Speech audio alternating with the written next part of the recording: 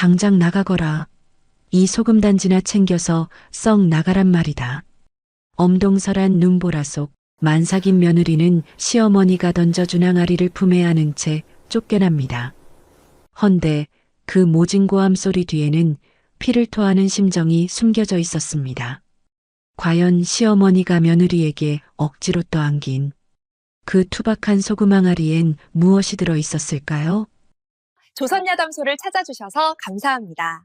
구독과 좋아요는 사랑입니다. 그럼 이야기 시작합니다. 옛날 옛적 경기도 광주 땅 깊은 산골의 겨울밤은 유난히 길고도 혹독하여 처마 끝에 매달린 고드름마저 날카로운 이빨을 드러낸 채 집안을 노려보는 듯 했습니다.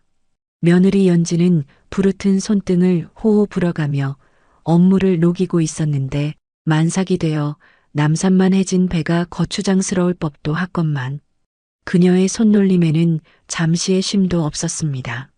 가난한 소장농의 7남매 중 맏딸로 태어나 입 하나 줄이려 시집 온 터라 고된 시집살이는 그녀에게 피할 수 없는 숙명과도 같은 것이었지요. 시어머니인 박씨 부인은 인근 고을에서 모르는 이가 없을 정도로 깐깐하고 매서운 성품을 지닌 분이었습니다. 아랫사람들이 조금만 실수를 해도 불호령이 떨어지기 일쑤였고 찔러도 피 한 방울 나오지 않을 것 같은 냉정함에 동네 사람들은 그녀를 호랑이 마님이라 부르며 두려워했습니다. 하지만 며느리 연지는 그런 시어머니를 원망하기는커녕 비바람을 피할 지분과 끼니를 잊게 해준 은인이라 여기며 지극정성으로 모셨습니다. 남편이 혼례를 치른 지 1년도 채 되지 않아 급병으로 세상을 떠났을 때도 그녀를 내치지 않고 거두어 준 것이 바로 시어머니였기 때문입니다. 그날도 여느 때와 다름없이 새벽부터 일어나 아궁이에 불을 지피고 시어머니의 새순물을 데우고 있었습니다. 뱃속의 아이가 발길질을 할 때마다 허리가 끊어질 듯 아파왔지만 행주치마 끈을 질끈 동여매며 마음을 다잡았습니다. 이 아이는 죽은 서방님이 남기고 간 유일한 핏줄이자 적막한 이 집안에 다시 웃음꽃을 피울 희망이었기에 어미로서 견뎌야 할 몫이라 생각했던 것이었지요. 부엌 한켠에서 피어오르는 하얀 김 사이로 연지의 이마에 송글송글 맺힌 땀방울이 호롱불빛을 받아 영롱하게 빛나고 있었고 안채 앞마당을 쓸고 있던 나이 많은 행랑어멈 춘심은 그런 연지의 뒷모습을 보며 긴 한숨을 내쉬었습니다. 주인마님인 박씨 부인의 성정이 날이 갈수록 괴팍해지는 탓에 만삭인 작은마님이 혹여봉변이라도 당할까 노심초사하는 마음이 깊었기 때문입니다. 박씨 부인은 최근 들어 밤마다 잠을 이루지 못하고 안방 문지방이 닳도록 서성거리거나 허공을 향해 알 수 없는 혼잣말을 중얼거리곤 했습니다. 춘심이 보기에는 마치 누군가에게 쫓기거나 감당하기 힘든 비밀을 품은 사람처럼 보였으나 감히 상전의 속내를 여쭐 수는 없는 노릇이었지요. 그러던 어느 날 박씨 부인은 안방문을 활짝 열어젖힌 채 마당을 내려다보고 앉아 있었는데 그 눈빛이 평소보다 더욱 서늘하고 날카로워 보는 이의 오금을 저리게 만들었습니다. 박씨 부인은 안방문을 활짝 열어젖힌 채 마치 돌부처처럼 미동도 하지 않고 마당을 내려다보고 있었습니다. 굳게 담은 입술은 일자로 매섭게 닫혀 있어 그 차가운 침묵이 도무지 무슨 생각을 하는지 짐작조차 할 수 없게 만들었지요. 마당에 쌓인 눈을 치우던 하인들은 마님의 심기를 거스를까봐 숨소리조차 죽인 채 빚을 소리만 사각사각 내고 있었습니다. 연지는 정성껏 달인 탕약을 소반에 받쳐들고 조심스레 안방으로 향했습니다. 문지방을 넘으려는 찰나 박씨 부인의 벼락 같은 고함 소리가 고요한 집안을 뒤흔들었습니다. 어디 감히 부정한 몸으로 내 방 문지방을 넘으려 하느냐. 연지는 너무나 놀라 하마터면 들고 있던 탕약 그릇을 놓칠 뻔했습니다. 평소에도 엄한 시어머니였지만 아무런 잘못도 없이 이토록 크게 화를 내신 적은 없었기에 그녀의 가슴은 콩닥콩닥 뛰기 시작했습니다. 연지는 황급히 소반을 내려놓고 바닥에 넙죽 엎드리며 떨리는 목소리로 말했습니다. 어머님, 소인이 무엇을 잘못하였는지요. 기체 미령하시다 하여 탕약을 올리려 했을 뿐입니다. 하지만 박씨 부인의 분노는 가라앉기는커녕 더욱 거세게 타오르는 듯 했습니다.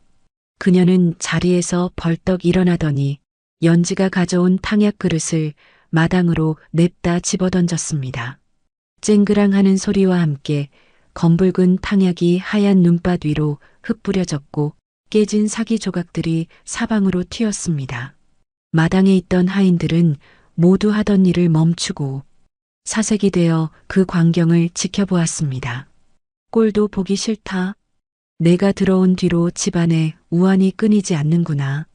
내 아들을 잡아먹더니 이제는 나까지 잡아먹으려 드는 게냐?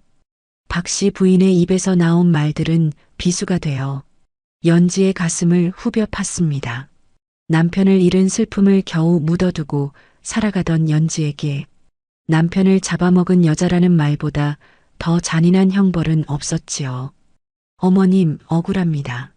소인은 그저 서방님의 핏줄을 잘 키워 가문을 잇고자 하는 마음뿐입니다. 제발 노여움을 거두어 주십시오. 그러나 박씨 부인은 요지부동이었습니다.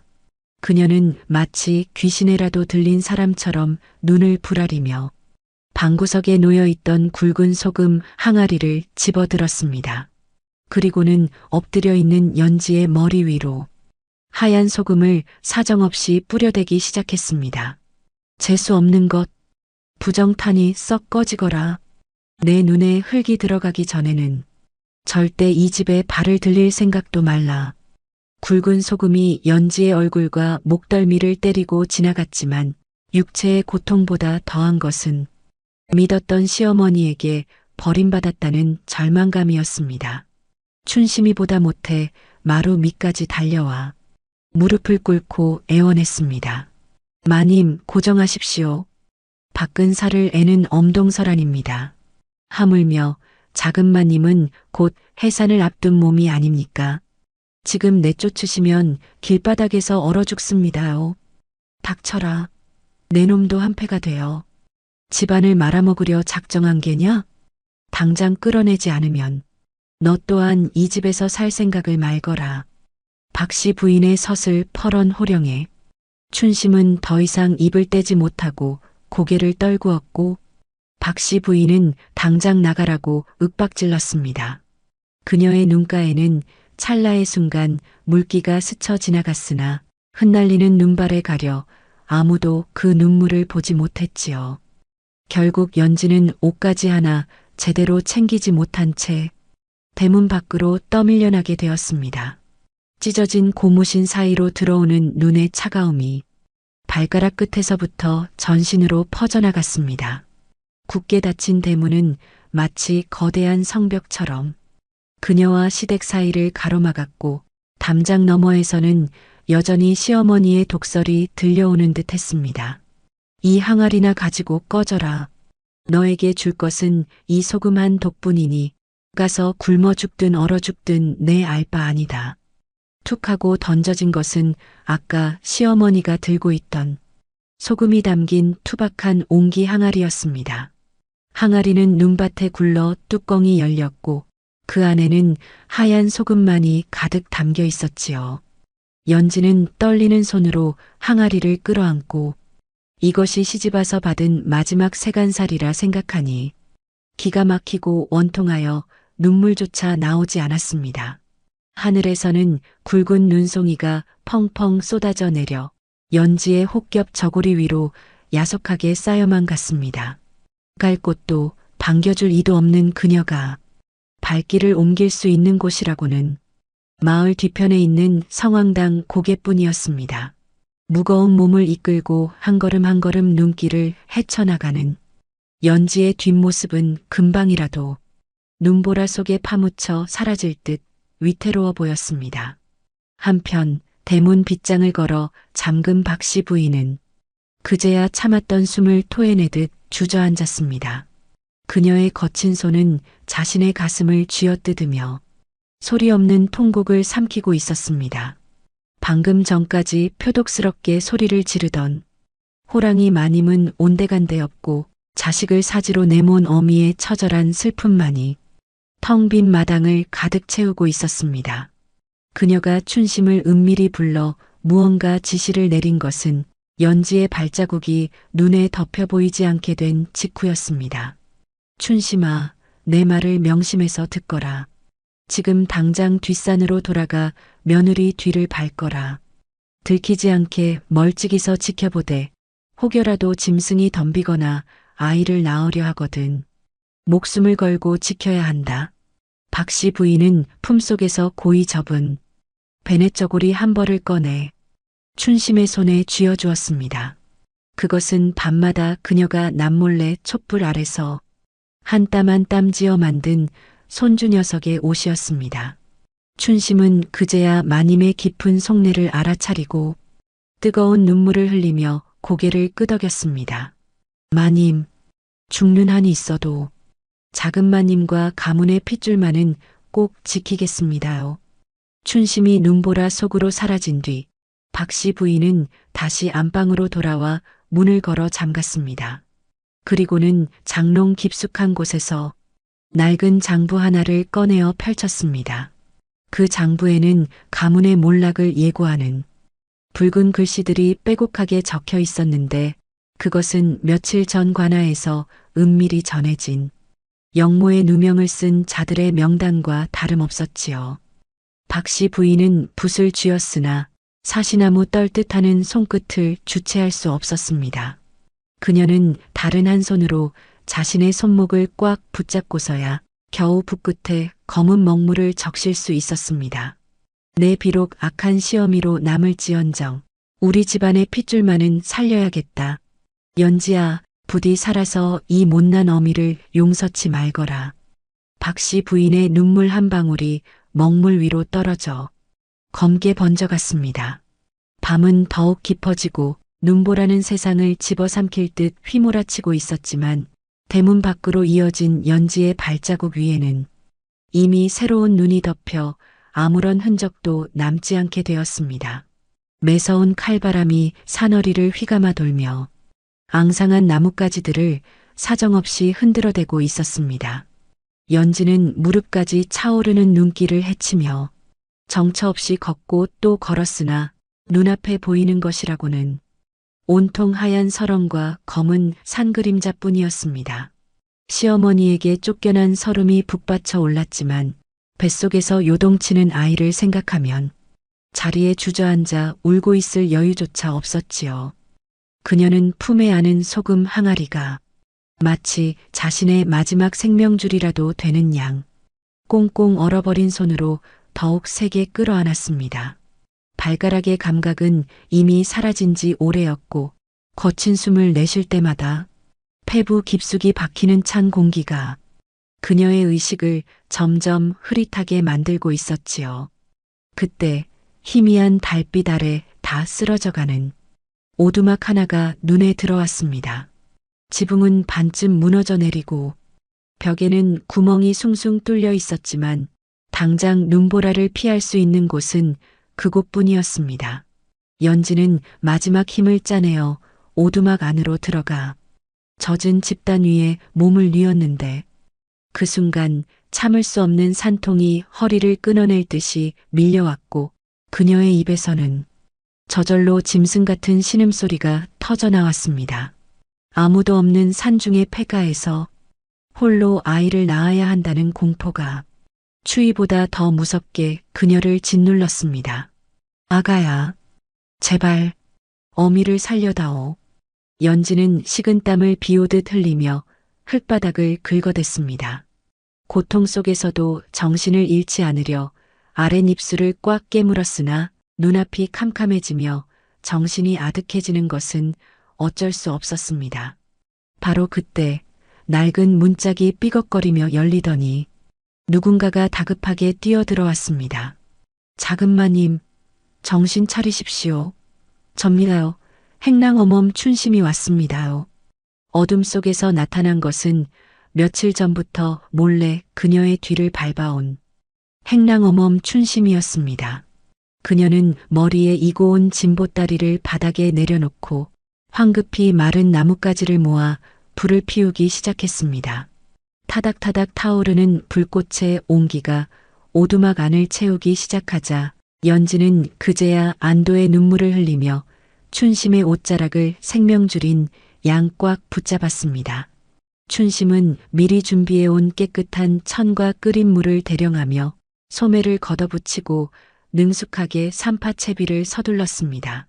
자, 제 어깨를 꽉 잡으시고 조금만 더 힘을 내십시오. 이제 다 되었습니다. 하늘이 돕고 있으니 걱정 마십시오. 얼마나 시간이 흘렀을까 산중의 정막을 깨뜨리고 칠흑 같은 어둠을 찢는 우렁찬 울음소리가 터져 나왔습니다. 탈진하여 고개를 떨구는 연지의 품에 어느새 춘심이 박씨 부인이 몰래 챙겨준 베넷 저고리로 아이를 정갈하게 감싸 안겨주었고 감격에 겨워 울먹이는 목소리로 외쳤습니다. 대를 이을 튼실한 도련님입니다. 세상에 서방님을 쏙 빼닮았습니다요. 연지는 말없이 아이를 가슴에 묻고 하염없이 눈물을 쏟아냈습니다. 품에 안긴 그 작은 생명의 온기가 얼어붙은 연지의 몸과 마음을 단숨에 녹여주었습니다. 춘심은 말린 미역과 쌀을 꺼내어 죽을 끓이기 시작했고 구수한 냄새가 오두막을 채우자 연지는 숟가락을 들 힘도 없어 춘심이 떠먹여주는 미음을 겨우 받아 넘겼습니다. 춘심 어멈, 어찌 여기까지 왔소? 어머님께서 보내신 게요? 연지의 물음에 춘심은 잠시 그릇을 잡은 손을 멈칫했습니다. 하지만 그는 박씨 부인의 당부를 떠올리며 짐짓퉁명스러운 표정을 지어 보였습니다. 아이고, 마님께서는 작은 마님 이름만 나와도 치를 떠십니다요. 저는 그저 돌아가신 도련님을 모셨던 정이 있어 몰래 나온 것입니다. 마님께서 아시면 저 또한 경을 칠 것이니 그런 말씀은 마십시오. 연지의 눈빛이 씁쓸하게 가라앉았습니다. 역시 시어머니는 자신을 완전히 버린 것이라 생각하니 갓 태어난 아이가 더욱 애처롭게 느껴졌습니다. 그녀는 춘심이 가져온 짐꾸러미 옆에 놓인 소금 항아리를 물끄러미 바라보았습니다. 시어머니가 마지막으로 던져준 그 항아리는 유난히 투박하고 무거워 보였습니다. 그래도 이 소금이라도 주신 게 어디겠소? 이 귀한 걸로 국간이라도 맞춰 먹으라 하셨나 보오. 연지가 힘없이 항아리 뚜껑을 열려 하자 춘심이 화들짝 놀라며 그녀의 손을 막아섰습니다. 아니되옵니다. 지금은 몸조리가 우선이니 소금 같은 건 만지지도 마십시오. 나중에, 아주 나중에 쓰실 일이 있을 겁니다요. 춘심의 과민한 반응이 의아했지만 연지는 더 이상 기력이나 따질 힘이 없어 고개를 끄덕였습니다. 사실 그 항아리 바닥에는 박씨 부인이 평생을 모아온 반문서와 금부치가 숨겨져 있었으나 춘심은 아직 때가 아니라 판단했던 것입니다. 오두막 밖에서는 여전히 바람이 울부짖고 있었지만 아이의 새근거리는 숨소리와 춘심이 피워놓은 모닥불 덕분에 연지는 오랜만에 깊은 잠에 빠져들 수 있었습니다. 하지만 산속의 평화와는 달리 본가인 박씨 부인의 기와집에는 걷잡을 수 없는 재앙의 그림자가 들이닥치고 있었지요. 칠흑 같은 밤 횃불을 든 수십 명의 광군들이 기와집을 에워싸기 시작했습니다. 대문을 부술 듯 두드리는 소리에 잠든 하인들이 혼비백산하여 튀어나왔고 마당은 순식간에 아수라장으로 변했습니다. 역적의 집안이다. 한 놈도 남김없이 잡아들여라. 광군 대장의 섯을 퍼런 호령이 떨어지자 병졸들이 창을 겨누며 사랑채와 안채로 들이닥쳤습니다. 며칠 전부터 돌던 흉흉한 소문대로 박씨 부인의 죽은 남편이 연루되었던 옛 사건이 다시 불거져 영모제가 씌워진 것이었습니다. 하인들은 포승줄에 묶여 마당에 무릎 꿇렸고 집안 곳곳은 약탈당하듯 뒤집어졌습니다. 그 혼란 속에서도 안방 문은 굳게 닫혀 있었습니다. 대장이 문을 박차고 들어가자 박 씨 부인은 마치 기다렸다는 듯 한복을 정갈하게 차려입고 윗목에 단정히 앉아 있었습니다. 역적의 씨를 가진 며느리는 어디 있느냐? 광군 대장의 칼날 앞에서도 박 씨 부인은 눈 하나 깜짝하지 않았습니다. 부정한 짓을 일삼아 내친 지 오래다. 살았는지 죽었는지 내 알 바 아니다. 그녀는 며느리의 행방이 적힌 서찰을 망설임 없이 화로에 던져 태워버렸습니다. 박 씨 부인은 서늘하게 웃으며 발로 호롱불을 걷어찼고 기름이 쏟아지며 불길은 순식간에 치솟아 안채를 집어삼켰습니다. 당황한 광군들이 뒤로 물러서는 사이 박 씨 부인은 타오르는 화마 속에 꼿꼿이 앉아 조용히 눈을 감았지요. 연지야, 부디 살아다오. 모든 업보는 이 어미가 안고 가마. 산 너머 오두막에서 잠을 깬 연지는 이상한 기운을 느끼고 밖으로 나왔습니다. 저 멀리 산 아래 마을 쪽에서 시뻘건 불기둥이 밤하늘을 태울 듯 솟구치고 있었습니다. 그 방향은 분명 시댁이 있는 곳이었습니다. 연지의 가슴이 철렁 내려앉았습니다. 춘심 어멈, 저기 좀 보시오. 우리 집 쪽에 불이 난 것 같소? 밖에서 불을 지피던 춘심은 멀리서 솟구치는 시뻘건 불기둥을 보고는 들고 있던 나뭇가지를 힘없이 떨어뜨렸습니다. 그녀는 이미 마님의 비장한 결심을 짐작하고 있었기에 터져나오는 울음을 삼키려 입술을 꽉 깨물었습니다. 그때 불길을 발견한 연지가 비명을 지르며 산을 내려가려 했습니다. 어머님, 안 돼. 어머님. 춘심은 황급히 달려가 연지의 앞을 가로막고 바닥에 넙죽 엎드려 통곡했습니다. 아이고, 작은 마님. 아니 되옵니다. 가시면 다 죽습니다요. 비키시오. 어머님께 가봐야 한단 말이오. 어서, 제발 멈추십시오. 광군들이 들이닥칠 것을 미리 아시고 마님께서 일부러 불을 지르신 겁니다요. 연지는 벼락을 맞은 듯 그 자리에 멈춰 섰습니다. 그게 무슨 소리냐? 광군이라니? 멸문지화를 피할 길은 오직 하나뿐이라며 작은 마님이라도 살리시려고 눈물을 머금고 모질게 내치신 것입니다. 그 불길이 바로 증자입니다요. 춘심의 절규에 연지는 그 자리에 주저앉고 말았습니다. 밤하늘을 붉게 물들인 거대한 불꽃은 잔혹하게도 마치 박 씨 부인의 마지막 절규처럼 산골짜기를 메아리치고 있었지요. 시어머니가 자신을 그토록 차갑게 내쫓았던 진짜 이유를 그제야 깨달은 연지는 타오르는 불길을 향해 가슴을 치며 오열했습니다. 세월은 유수와 같이 흘러 어느덧 강산도 변한다는 10년의 시간이 지났습니다. 연지와 춘심은 관아의 추적을 피해 이름 모를 깊은 산골 마을로 숨어들었고 그곳에서 화전민의 오두막을 빌려 겨우 목숨을 부지하고 있었습니다.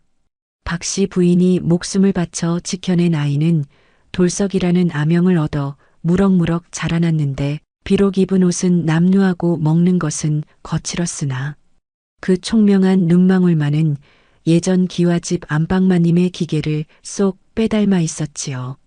연지의 삶은 그야말로 눈물로 지니겨진 가시밭길이나 다름없었습니다.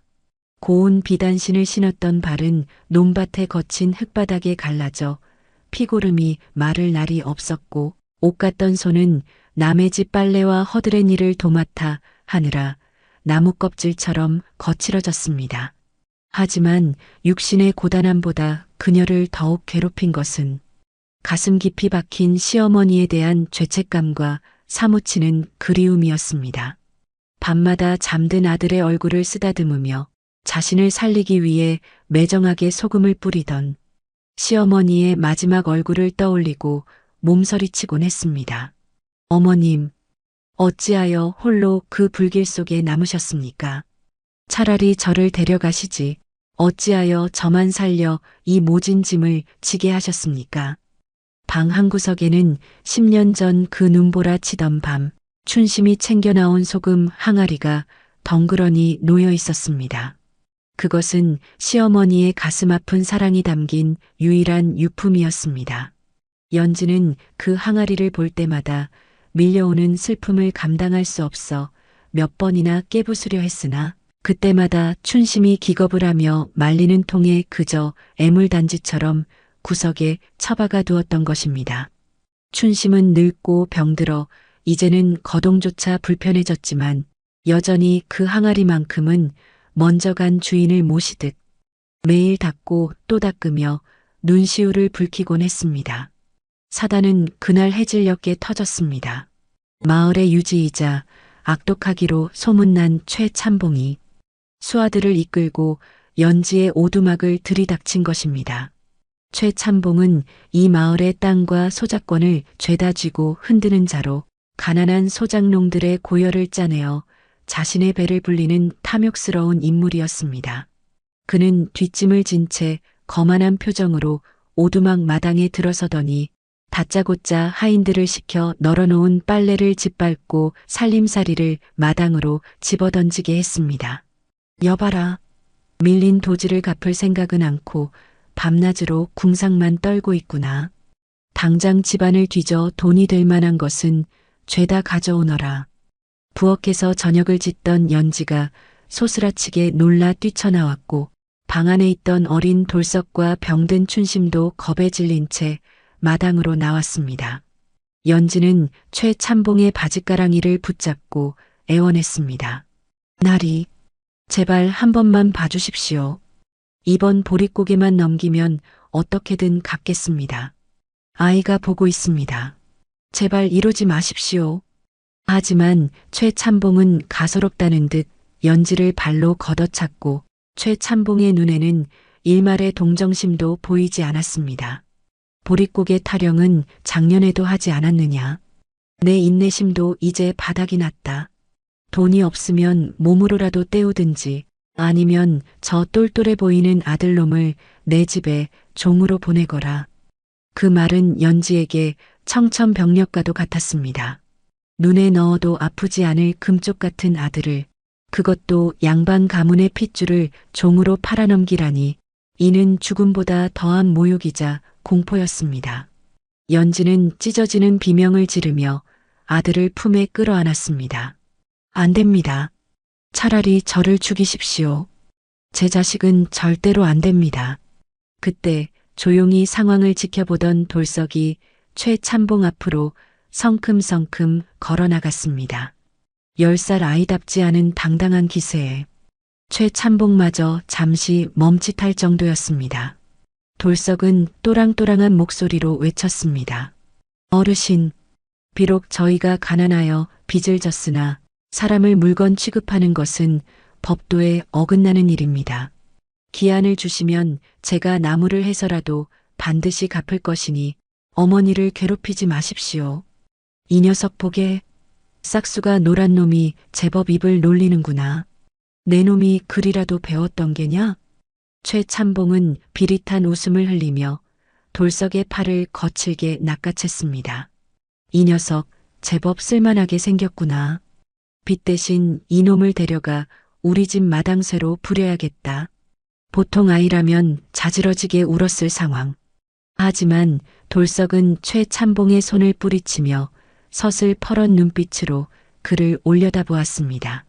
그 눈빛은 10년 전 불길 속에 사라진 박씨 부인의 그것과 소름 끼치도록 닮아 있었습니다. 이거 놓으시오. 남의 집에 신발을 신고 들어와 행패를 부리다니 이것이 양반이 할 짓입니까? 10살 배기 아이의 입에서 나온 호통에 최참봉은 순간 움찔하여 뒷걸음질 쳤습니다. 이 녀석 보게 아주 호랑이처럼 뜨고 대드는구나. 내 비록 넉마를 입었으나 예의를 모르는 자에게 고개를 숙이지는 않소. 참나, 기가 막혀서 아주 싹수가 노란 놈이로구나. 최참봉이 씩씩거리며 위협하려 하자 춘심이 노구를 이끌고 달려와 앞을 막아섰습니다. 아이고 나리, 철없는 아이입니다요. 한 번만 봐주십시오. 최참봉의 하인이 춘심을 거칠게 밀치자 그녀는 힘없이 바닥으로 나뒹굴었습니다.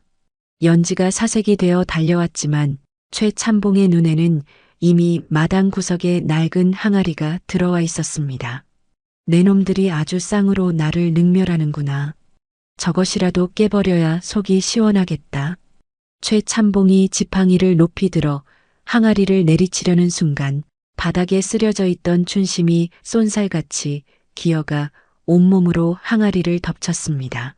안 됩니다. 이것만은 절대로 안 됩니다요. 차라리 제 등짝을 치십시오. 비켜라. 이 늙은이가 노망이 났나?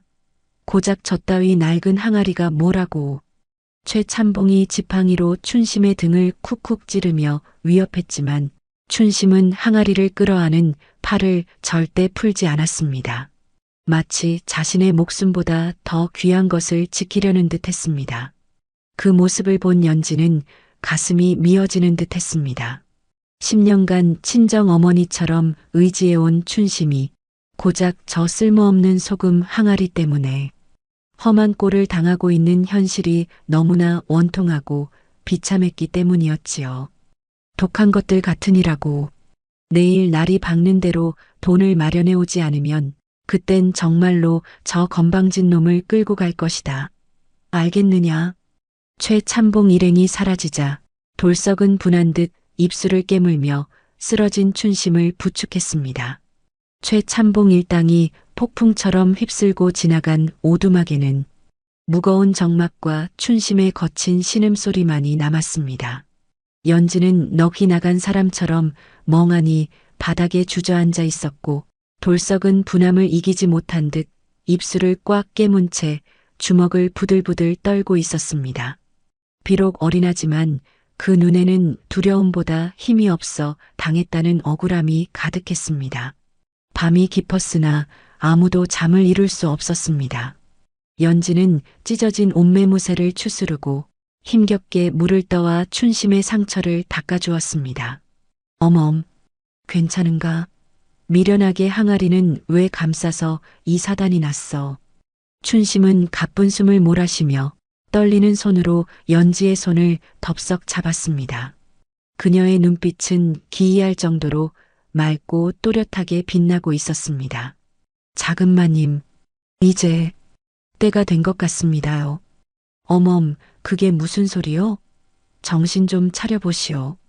마님께서, 호랑이 마님께서 제게 신신당부하신 것이 있습니다. 아이가 장성하여 그를 깨우치거나 집안에 감당할 수 없는 큰 위기가 닥치거든.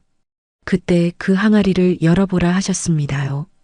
연지의 시선이 구석에 놓인 낡은 소금 항아리로 향했습니다. 10년 동안 쳐다보기도 싫어했던 시어머니의 저주가 담긴 물건이라 여겼던 그 항아리. 연지는 고개를 가로저었습니다. 그게 무슨 소용이란 말이오. 저 안에는 우리를 조롱하는 소금뿐이지 않소. 어머님이 우릴 버리면서 던져준 돌덩이 같은 소금 말이오. 아닙니다. 마님은 그런 분이 아니십니다. 부디 제 말을 믿고 저 항아리를 비워보십시오. 어서요. 춘심의 간곡한 눈빛에 연지는 홀린 듯 항아리 앞으로 다가갔고 돌석이 호롱불을 바짝 들이댔습니다. 덜덜 떨리는 손으로 뚜껑을 열자 드러난 것은 10년 묵은 하얀 소금뿐. 연지는 허탈함에 소금을 한 줌 쥐어 바닥에 패대기 쳤습니다. 보시오. 이 지독한 소금뿐이지 않소? 나를 피 말려 죽이려는 그 소금 말이오. 하지만 춘심은 턱짓으로 항아리 깊은 곳을 가리켰습니다. 연지는 울분을 토하며 미친 사람처럼 소금을 퍼내기 시작했습니다. 거친 소금 알갱이가 손톱 밑을 파고들었지만 멈추지 않았습니다. 방바닥에 하얀 소금 산이 쌓여가던 그때 연지의 손끝에 묵직하고 이질적인 감촉이 닿았지요. 숨을 멈추고 조심스레 꺼내든 것은 기름 먹인 가죽으로 꽁꽁 싸맨 작은 꾸러미였습니다. 정막 속에 가죽끈이 풀리자 호롱불 아래 믿을 수 없는 것들이 쏟아져 나왔습니다. 10년 전 불타 사라진 줄 알았던 전담 문서, 어둠을 몰아낼 듯 눈부시게 빛나는 금괴. 그리고 꼬깃꼬깃하게 접힌 편지 한 통이었습니다. 이것이 어찌? 연지는 믿을 수 없는 광경에 입을 다물지 못했습니다. 10년간 곁에 두고도 몰랐던 엄청난 비밀이 바로 이 천덕꾸러기 소금 항아리 밑바닥에 잠들어 있었던 것입니다. 그녀는 홀린 듯 편지를 집어들었습니다. 겉봉에는 낯익은 그러나 이제는 꿈속에서도 사무치게 그리운 필체가 적혀 있었습니다. 내 며느리 연지에게. 그 글씨를 보는 순간 연지의 심장이 쿵 내려앉았습니다. 그것은 평생 그녀를 구박하고 냉대했던, 그래서 죽도록 미워했던 시어머니 박씨 부인의 글씨였던 것입니다. 연지는 떨리는 손으로 편지를 펼쳤습니다. 10년의 세월을 뛰어넘어 죽은 자의 목소리가 산 자의 가슴을 후벼 파기 시작했습니다. 연지야, 이 편지를 읽을 때쯤이면 나는 이미 이 세상 사람이 아니겠구나. 내가 이 어미를 얼마나 원망하고 있을지 짐작이 간다. 허나 그날 너를 내치지 않았다면 너와 뱃속의 아이는 역적의 누명을 쓰고 관아로 끌려갔을 것이다. 연지의 눈에서 닭똥 같은 눈물이 뚝뚝 떨어져 편지지를 적셨습니다.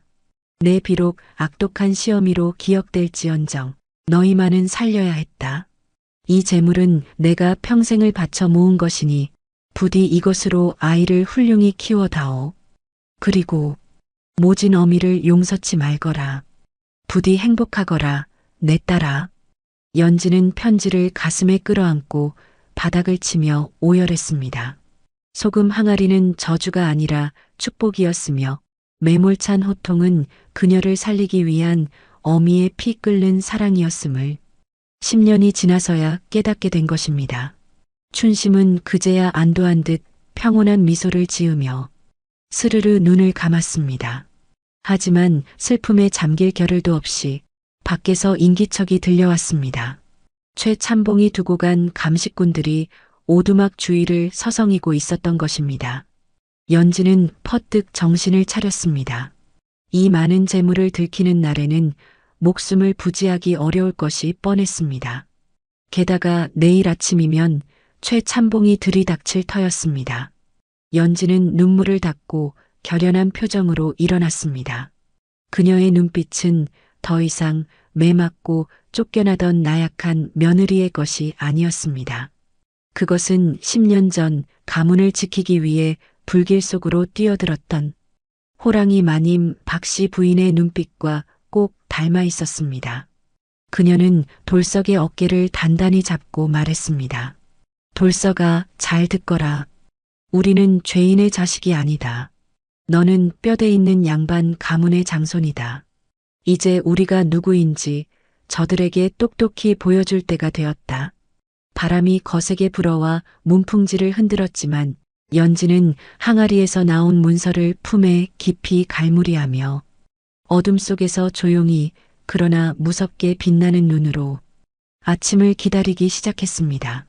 동쪽 하늘이 희부옇게 밝아오며 서광이 비치기 시작했으나 오두막 주변을 감싼 공기는 여전히 살을 애는 듯 차갑고 날카로웠습니다. 연지는 밤새 한숨도 자지 못하고 뜬 눈으로 밤을 지새웠으나 그녀의 얼굴에는 피곤한 기색 대신 서리빨 같은 비장함이 감돌고 있었습니다. 그녀는 소금 항아리에서 꺼낸 비단 치마 저고리를 꺼내어 정갈하게 차려입었는데 비록 10년 전의 옷이었으나 그 고운 자태와 기품은 감히 범접할 수 없는 위엄을 뿜어내고 있었지요.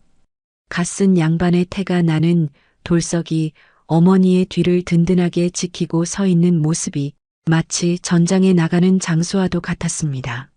이윽고 마을 어귀에서부터 요란한 꽹과리 소리와 함께 흙먼지가 피어오르기 시작했습니다. 최참봉이 약속한 기한이 되었다며 동네 왈패들과 하인들을 대동하고 기세등등하게 몰려오고 있었던 것입니다. 마을 사람들도 무슨 사단이 날까 싶어 걱정스러운 눈빛으로 그 뒤를 따르고 있었는데 그들의 표정에는 안타까움과 두려움이 뒤섞여 있었습니다. 최찬봉은 오두막 마당에 들어서자마자 지팡이로 땅을 쿵쿵 내리찍으며 고래고래 소리를 질렀습니다. 이게 아무도 없느냐? 해가 중천에 떴는데 아직도 코빼기를 안 보이는 걸 보니 야반도주라도 한 모양이구나.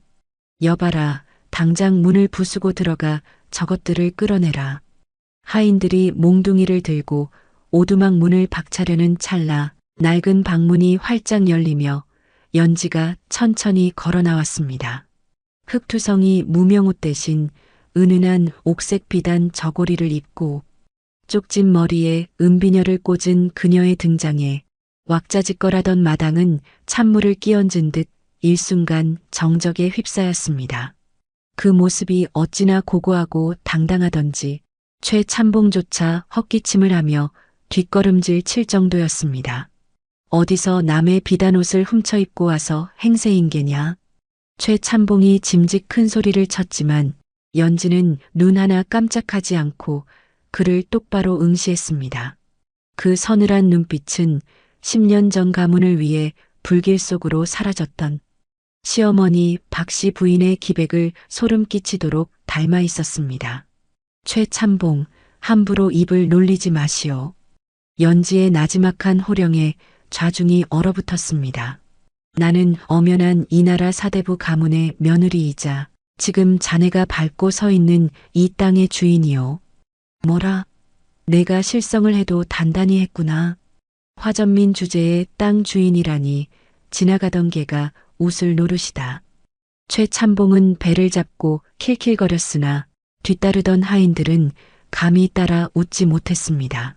죽은 박씨 부인이 살아 돌아온 듯한 연지의 서슬 퍼런 기세가 그들의 입을 꽉 틀어막아 버렸기 때문입니다. 웃음이 나오시오? 허면 어디 계속 웃어보시오. 연지는 싸늘한 일갈과 함께 품속에서 기름 먹인 가죽으로 감싼 낡은 문서를 꺼내어 최찬봉의 눈앞에 높이 치켜들었습니다. 아침 햇살을 받아 누렇게 빛나는 그 문서는 10년간 소금 항아리 밑바닥 그 짠 내 나는 어둠 속에서 주인을 기다려온 진실의 증표였습니다. 똑똑히 보시오. 이것은 10년 전 관아에 등록된 이 마을 전답의 진짜 문서요.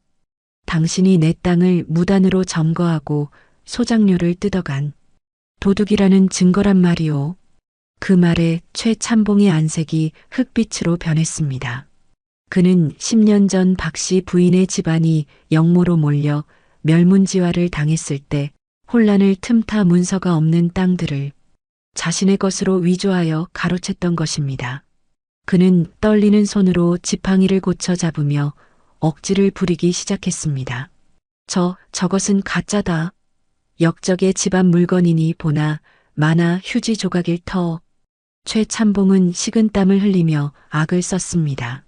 진짜 문서임이 탄로나면 자신의 목이 달아날 판이었기에 눈이 뒤집힌 것입니다. 여봐라. 뭘 꿈을 대느냐. 당장 저것들을 멍석마리하고 문서를 뺏어라. 어서. 최찬봉의 고함에 덩치 큰 왈패들이 흉기를 들고 연지를 향해 달려들었습니다.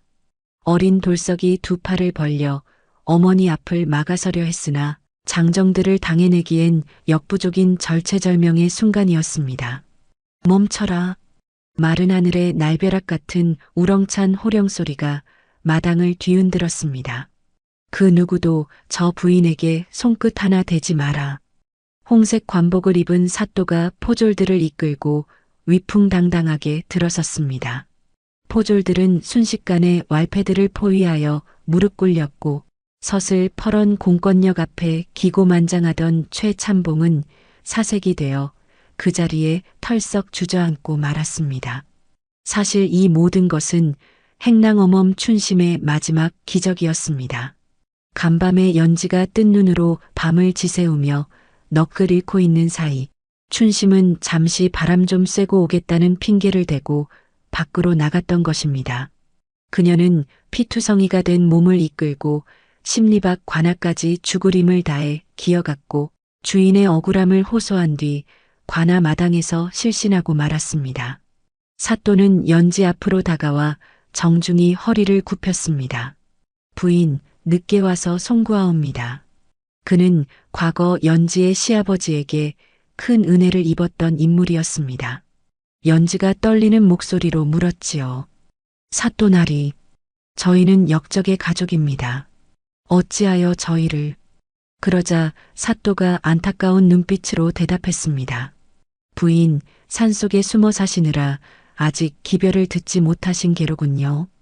지난달 상감마마께서 제조사를 명하시어 가문의 모든 누명을 벗겨주셨습니다. 부인은 이제 죄인이 아닙니다.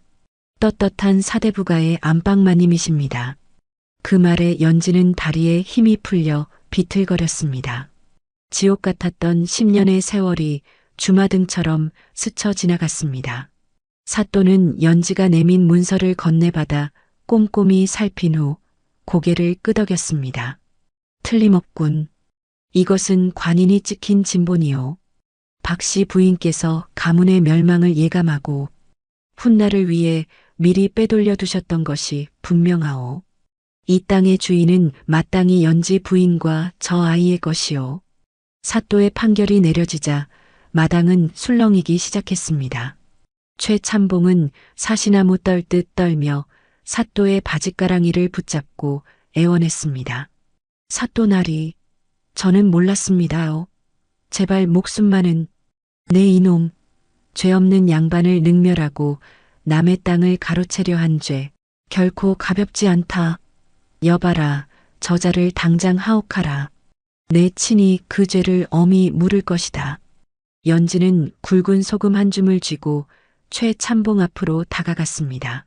그리고는 10년 전 시어머니가 자신에게 그랬던 것처럼 최참봉의 얼굴에 소금을 힘껏 뿌렸습니다. 이 소금 맛이 어떠냐?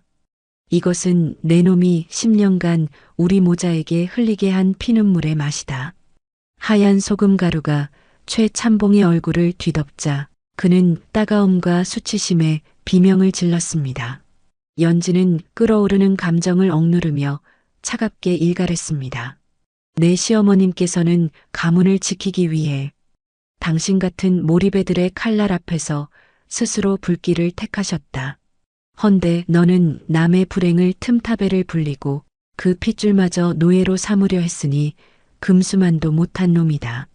연지의 호령은 추상 같았고 그 위엄은 마치 죽은 박씨 부인이 환생하여 꾸짖는 듯 했지요. 포승줄에 묶여 끌려가는 최참봉의 뒤로 마을 사람들의 환호성이 터져 나왔습니다.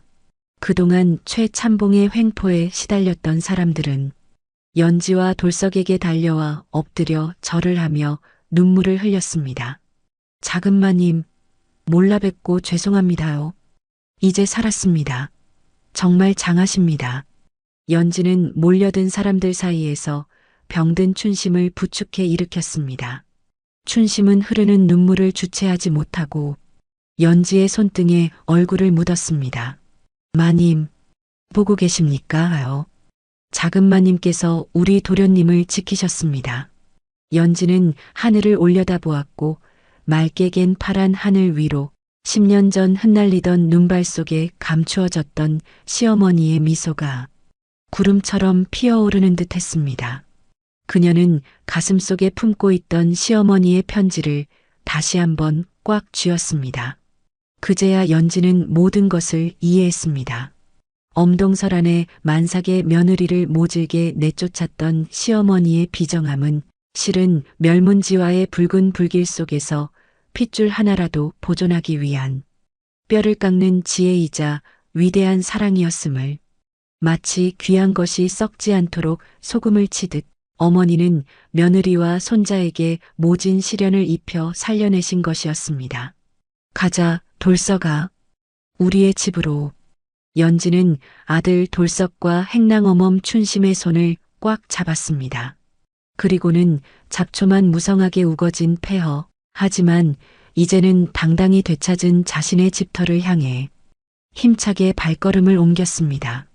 그녀가 내딛는 걸음마다 10년 묵은 한이 눈 녹듯 씻겨 내려가고 황량했던 땅 위에는 희망이라는 이름의 새로운 싹이 파릇파릇 돋아나고 있었습니다. 그날 이후 연지의 삶은 완전히 바뀌었습니다. 최참봉이 관아로 끌려가고 빼앗겼던 전답을 되찾게 되자 연지는 가장 먼저 폐허가 된 시댁의 털을 닦기 시작했습니다. 10년 전 화마가 삼키고 지나간 자리에는 잡초만이 무성했으나 연지는 마을 사람들의 도움을 받아 기둥을 세우고 석가래를 올렸습니다. 그녀는 화려했던 예전의 큰 기와집을 고집하지 않고 식구들이 오순도순 살 수 있는 단출하지만 단단한 집을 지었습니다. 그것은 거칠애보다는 내실을 중요시했던 이제는 마음속 스승이 된 시어머니의 뜻을 기리는 연지 나름의 방식이었지요. 집이 완공되던 날 평생을 연지와 돌석을 지켜온 춘심은 안방 아랫목에 누워 편안한 미소를 지었습니다. 최참봉에게 매를 맞은 장독과 노안이 겹쳐 몸은 쇠약해질 대로 쇠약해졌으나 그의 눈빛만은 그 어느 때보다 평온했습니다. 연지는 춘심의 거친 손을 두 손으로 꼭 잡고 눈물을 글썽였습니다. 어멈, 이제 고생 끝에 낙이 왔는데 어찌 일어나지를 못하오.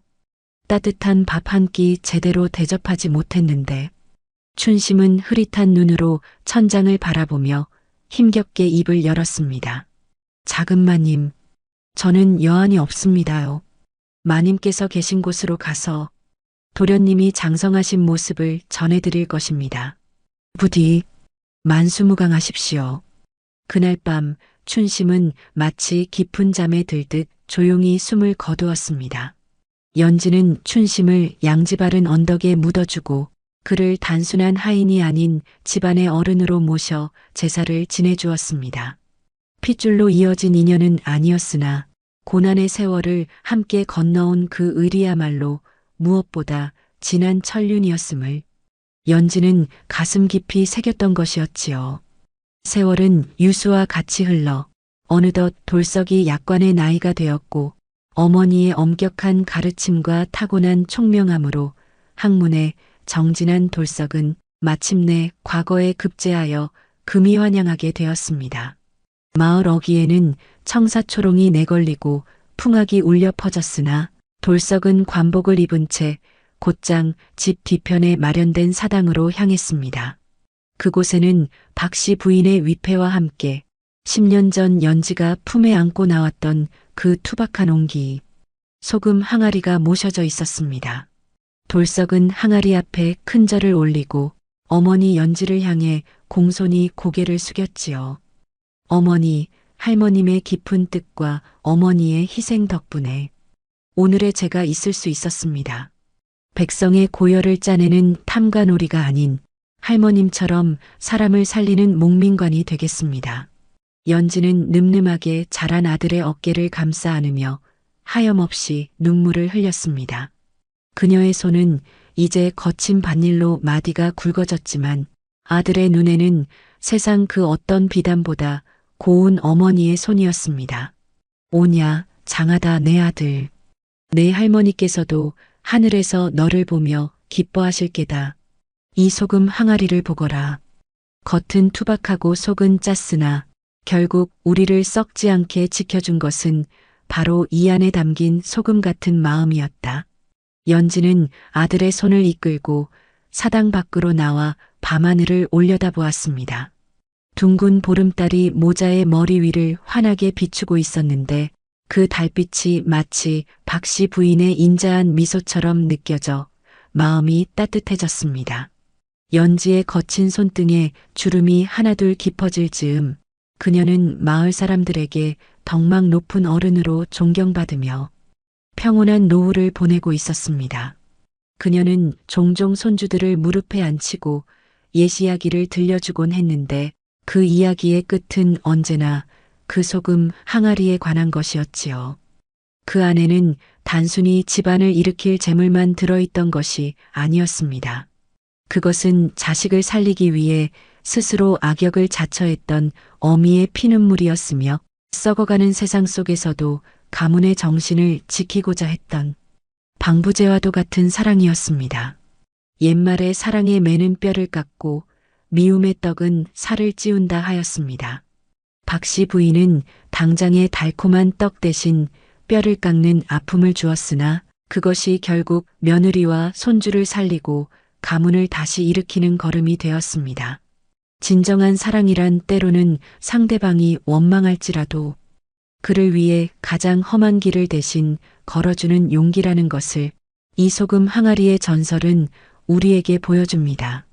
연지는 마지막 순간까지 그 항아리를 곁에 두었고 훗날 자손들은 그 항아리를 구명단지라 부르며 가보로 삼았다 전해집니다. 눈보라 치던 밤의 비극은 봄날의 햇살 같은 희망으로 승화되었으니 이것이야말로 인간이 그려낼 수 있는 가장 아름다운 반전이 아닐까 합니다. 오늘 이야기 마음에 깊은 울림이 있으셨는지요? 구독과 좋아요로 소중한 인연이 이어졌으면 합니다. 여러분의 따뜻한 마음에 가슴 뭉클한 사연으로 정성껏 보답하겠습니다. 지금 어느 지역에서 함께하고 계신지 편하게 댓글로 말씀 주시면 감사한 마음 담아 반갑게 인사 올리겠습니다. 댁내에 늘 평안이 깃들길 바라며 지금까지 조선야담소였습니다. 감사합니다.